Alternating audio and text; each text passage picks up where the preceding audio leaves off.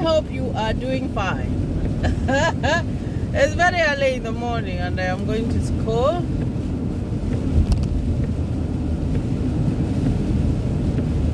And it's raining, guys. Actually, it's kind of rain, but the weather is just not very good. But let's do a video. So guys, I want to thank you for subscribing to my YouTube channel. Thank you for that. And I also want to talk to you who hasn't subscribed to my YouTube channel. Kindly consider subscribing. Guys, we are growing. We are on the road to 10,000 subscribers. So today I want to just do a very short video about the requirements of the DV lottery, the things that you must have and the things that you really do not have to worry about right now. And another thing, there's another question that had been asked about the cost of medical and the cost of the visa and all that. That one, I normally leave it to the people who have won the DV lottery, because when you win the DV lottery, they even tell you the price of the medical, how much you're going to pay and how much you are going to pay for the visa. And they tell you all the instructions. And, it's hard to put a number on that thing or the price, because mine, when I did, was a while ago, guys. It was a while ago. And, things have changed, prices change, and we don't know, like, what is going to happen this year or another year, because things keep on changing. But you should not worry about how much money you're going to pay, because when you win the DV lottery, they tell you the exact amount that you're going to pay for the medical, and they also tell you the exact amount that you're going to pay for the visas. But the only thing I can say about the medical is that the price that is there, sometimes it might vary, because when they go and do maybe some tests and they want to maybe more further tests,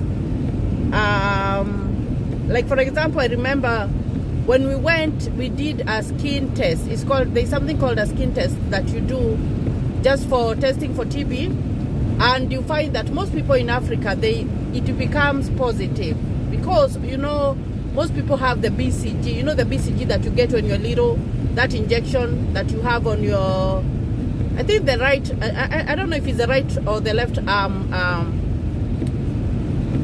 that BCG, it makes that test sometimes turn positive, but that doesn't mean that you are positive for TB. But you find that they would, like for me, I remember, because mine turned positive, they had to do a chest x-ray. So for the chest x-ray that they had to do, that one we had to pay more. So I remember that part. So it's good to have just a little bit extra in case something like that happens, but it doesn't happen to everybody. Because I remember my husband still had the BCG, but he did not turn positive. So it all depends on the sensitivity of a person. But you shouldn't worry about that so much. That, how much money am I going to pay for the medical? Let's go step by step. I normally say, let's cross that bridge when you reach it. So when you win your DV lottery, that is when you should worry about that. So right now, what we need to worry about is, how are we going to fill this form correctly? Because it has to be filled out correctly, regardless of what, It has to be filled out correctly. Now, the first thing that you need is your correct names. That one you need it, because when you put there, and you will get your passport, regardless of whether you have a passport or not. Because remember, we said that there is no passport that is needed. That passport rule was thrown outside, so you can apply, and it's a good thing, because you find that I kind of found it unfair, like for people to be asked for a passport when they are applying for a DV lottery, and it's just a lottery. It's not that something like for sure, like you're gonna get it. So that rule was kind of unfair, because you find that most people in Africa, some of them, not everybody, but I know some of them, and it could be a majority, they don't want to go through that hassle of getting the passport, and it's a lottery. So it's good that they removed that passport rule. So guys, that one is not there. You don't need a passport, but your names must be correct, guys. They have to be correct. Or so it's good to go with what is off of your legal document. It might be your ID, it might be your birth certificate. What is legal there? Go with that. Now, there's another thing that I want to talk about, the name. you find that maybe you were married and you decided to adopt your husband's name, but you have not had that one changed legally. It is not on your ID, and it is not on your or anything. You find that if you want to change your name, I know that one in every place, you have to do it legally. You have to have a legal document for you to change the name to your husband's. So if you haven't done that, please use your maiden name, your surname for your dad. But if you have done it legally, maybe you got married and you changed all your documents to the last name of your husband, then use that one. Because I know that, especially, and I like to talk about our culture. You find that some women, they get married, and because you've been married for a long time, you say, I'm gonna be calling myself with the last name of my husband.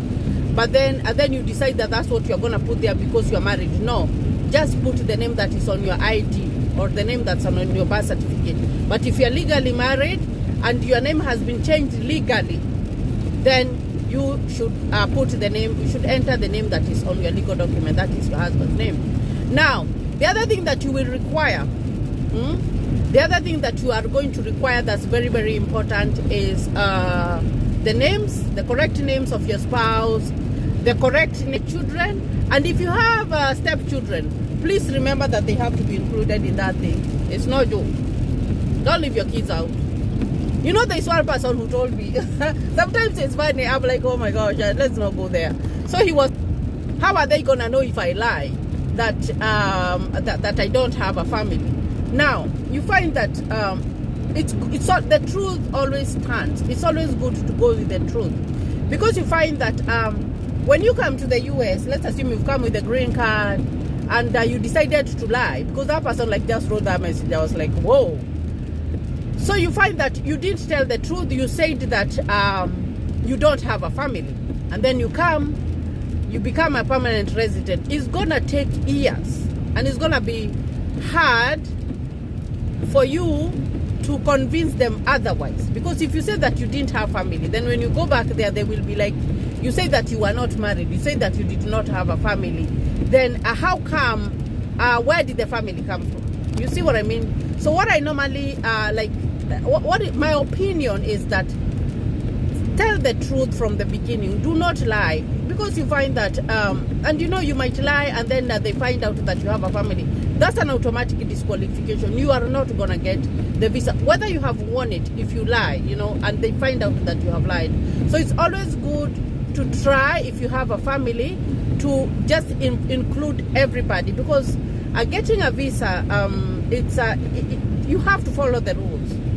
And without rules, stuff doesn't go well. I like to quote the Bible because, it teaches us about morals. So you remember the children of Israel? They were like the beloved of God, right? But when they were going to Canaan, they did very many bad things, because you find that even when you read the Bible very well, it says that from where they were coming from Egypt to Canaan, it would not have taken them 40 years. But when they were so bad, and they were just doing these bad things, rules were created for them to follow. And when the rules were created, you find that at least there was the order. There was order. Although they faced consequences because of not listening, at least when the 10 commandments were made, you find that was order. So it's the same thing with the green card lottery. You find that it's an order. It's a system that you have to follow. It's a procedure. So when you read that document that they give at travel.state.gov, and the website is travel.state.gov, guys. That's the website that you go to look for this information. Follow those information to the T. You know what I mean? So do not say that, oh, I'm not going to include my family. And then this other person was saying, so if you are married, then you have a higher chance of winning. No, you don't. You don't. Whether you are single or whether you are married, you cannot say that I have a higher chance of winning because I am married or whatever. No, you can't say that. That's a cemetery over there. Because this is a lottery, guys. It is a lottery. And I like to show you around where I am going. This is a highway, and we drive at 70 miles per hour. It's a highway, but you find that when you look at it, there are not many. There are no buildings. You know, the farms here are so big. Like the land that is empty is so, you know, it's so vast and so diverse. So I'm digressing a little bit. So what I was saying is that stick to your truth, guys. Whether you are married or not doesn't increase your chances of winning. No, the only advantage is when you are married is that you can do 2 entries. And like I said, 2 entries is whereby the wife applies and they put the husband as the second applicant and then the kids. And then this husband applies as the main applicant and he puts the wife as the second thing that I want to talk about. My phone went blank a little bit. So another thing that I want to talk about is, and this question came up, I'd like to talk about what I have had out there, guys, because it's enlightening and, you know, it's trying to help people out there. Now you find that there are some people who have been married legally. You have been married legally, but you separated with that wife. And then you went ahead and married another person and you got kids with them. And this is very important, guys. I need you to get this right.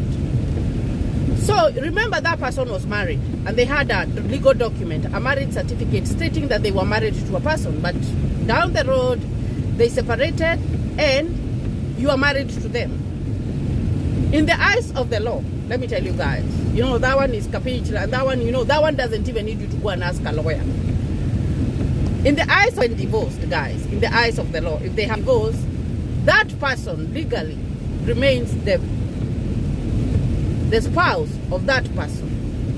So if you are married to that person, then unless that person cancels that marriage, they go through a divorce and they have a divorce document, you cannot claim them that they are your husband, you know. And it's good to be enlightened, because I had this case and this person was like, oh, this person was married and then we got married, we have kids, we've been married for this time, 10 years or whatever, but they still have a marriage certificate. So do I apply single or do I apply married? Now, in the layman's word, you know, in like the normal world, yes, you are married to that person, but legally, guys, legally, you are not married to that person, because they did not take the initiative to end that first marriage legally, because it was legal, and then marry you. So if they're still holding on to that document, then they are still legally married to that person. And you know, even when you go to court, guys, even when you want to do things legally and you present a document that is legal, those documents are taken seriously. So you have to straighten up. If you're married to this person who was married previously, and that person has not done their divorce, it's very important for that person to do that divorce. You know what I mean? And this is with all due honesty, because these things happen, and I know it takes time for a divorce to go through, especially. There are so many dynamics, but here in the US it's a little bit different. If you want to divorce someone, you want to divorce them, it is what it is, and you just get a lawyer and you're divorced. It's no big deal, guys, here. Like, it's just, and I think that's one of the things that the good things that I like about the US. I don't know, someone else might argue and say that the divorce rate are very high. But I think if you feel like you don't want to live with someone, you don't want to, then you should be granted. There should be an easy way for you to be granted to do that divorce, and, you know, not to be legally tied to that person. Because when it comes to the matters of the DV lottery, you have won. Maybe you did enter that person as your husband, and that person has a legal document that shows that they were married to another person. You find that might bring a problem, because they are not going to judge you with the law of wherever you're coming from. No, the US laws, you find that you are only allowed one spouse, one wife, you know.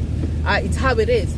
So if you're thinking of applying for the DV lottery, that is my opinion. Because I like to give my opinion here in my channel, you know, my own opinion about how I see things. it's a high time that you straighten that out, because that might bring you problems, guys. It might bring you and you do not want to do your application, win the DV lottery, but you're tied to this person who still is legally, they are not married physically, but legally they are married to another person. So I hope that one is clear, guys, because those are some of the challenges that people face. It's just like the challenges of kids. Yes, you don't live with that person, but get something legal that shows that you are the sole caretaker of those children. You know, you have to have something like that. So it's all about documentation, and it's all about knowing about what kind of papers do you have, because how I have understood the system here is that you must have some documentation somewhere, you know, to show or to prove that this and this and this. But if it is here it goes like, if it is not documented, it wasn't done. That's how it is when you come to the US. So, and I always like to give you an example of my nursing. If I go to work, guys, and I have done 1, 2, 3, 4 for these patients of mine, and I do not document, that one was not done. So it's the same case with that marriage, that you were married to that person was married to another person, they parted ways, and then you got married to that person, regardless of whether you were married for 20 years or for whatever years, then you find that you are not going to be able to proceed. Now, another thing was that let's assume you have entered that person and as your spouse, so you have one roadblock because that person was married to another person. Maybe that person, you decide to apply as you are single, and you enter your kids, and you are still living with this person who still has legal documents that they were married to that other person. There will be a problem, especially if you have kids, because you will need a consent from that person that you are married to, so that you can be able to travel with your kids to the US. And you know, these are important things that we should know. That's how I see it for myself. So if they require something to show that those kids belong to that person might refuse. They might refuse to sign consent, and that might affect you, because you cannot, there's no you're going to be given visa by yourself and they know that you have kids and you're leaving kids behind. No, they don't do that. So those are the things that you have to know, you have to put into consideration when you are filling out the DV lottery. And it's all about life, guys. It's not even all about the DV lottery, because you find that people get married, and then when they get married, they divorce. And then after people have divorced, then one person, they divorce, but they part ways, but they do not divorce legally. And then you find that person, you still hold that marriage certificate, but that person went, they moved on, and they got married to other people, but they did not nullify their marriage, or they did not stop it. So normally what happens is that some people, when they realize that that person, their life is good and they're doing well and whatever, those people show up when something like DV lottery happens, when someone dies, when someone is, there is something to be taken from, money or whatever. And then they produce that document. They say, I was married to this person. Because that is a legal document. It's, you know what I mean? I don't know if I'm driving the message home, but you find that even when you're married and you're not even thinking about the DV lottery, you're thinking about building a future with this person. Then make sure that person, the strings that he is tied to his past, they are gone. Because you can be married to a person, whether it's customary, and that person is tied to another person of the past. No, you can't do that. So it's very, very, it's not all even about DV lottery. It's even about awareness and acknowledging those little things that could be a roadblock to your relationship or whatever. So I hope like that one is clear, capiche? Just figure it out and straighten it out, because you have to. Because some people have been denied because of those little things, simply because you did not have the right documentation, because they will need documentation. And I'm gonna give you another story another day about like legal, how not having the right documents can impact your green card lottery, guys. So I hope that this video is gonna help. So I said you have to have your right names, you have to have your kids stuff. And don't worry guys, when the DV lottery is open, we are gonna do it together. I do, like last year, I remember I did more than 5 videos of the application. I did. If you go back to the videos that I was doing in October of last year, most of them are talking about how to do the application, and I'm gonna do others. So guys, you should not worry about the process or whatever, because we are gonna do it together. We do it together, and we are gonna see how it's done. So guys, I hope you enjoyed this video. I am almost to my school. I've exited from the highway. This is just a remote road that I am going to. And remember, I tell you, if you're a driver here, you have to stop at a stop sign. Very, very important. You cannot miss a just come when you are passing simply because maybe the policeman is not watching or whatever. No, you have to stop at a stop sign. Yeah, you do have to stop at a stop sign. So so it's raining, and soon it's gonna be very cold. It's gonna be, right now it's 7:27, and it's when like it's looking like the light is coming back. It was very dark. It was a little bit dark. Actually, when I left my house at 6:40, it was literally dark and it was raining. So I was like, oh, I can't do a video when I cannot see, because you find that here when it's rain, what happens is that there's a mist that comes on, kind of a mist that makes you not to see. The same case with the sun. Oh my gosh, when the sun, when the morning sun is rising and you're driving, there's this blinding, like it just blinds your eyes. So it's very, very, very important to be careful. Very, very careful. So guys, I hope that you will put those things into consideration when you're thinking about winning the DV lottery. And remember, I always tell you that the DV is a lottery. It is a lottery. It is not something that you can say that 100% I have done the application, then I am going to win. No. Another thing is the photo. Guys, the photo must be right. That photo, I cannot insist so much about the photo because they have the instructions there that say that how your photo should be. So make sure that you are doing the right photo. And remember, it's a lottery. It is computer randomized. It doesn't matter who fills it out for you, because oh my gosh, I've received so many things, so many offers for filling out for people, but I want us to do it together, guys. I do want us to do it together, because even if someone fills out for you, it's not a guarantee that you're gonna win. No, I filled out for several people last year, and not all of them won. So don't get that fear of doing the application for yourself. Another thing, do not make 100 entries. Just make one entry, because 100, so many entries can lead to disqualification. So do not do that. So I've reached my school, guys. It's 7:29. It's a little bit early. We get to school at 8. So there, it's really raining. It is really, really raining. Yeah, now there is my school. I'm looking for a parking. I don't like parking very far away, because right now it's rain. I don't want to be rained on. So I am gonna look for the nearest spot here that I can park.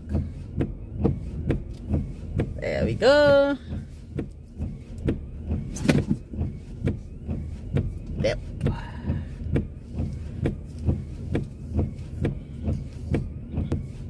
All right, guys, I'll see you in another video. I'm going to class. Thank you, and God bless you.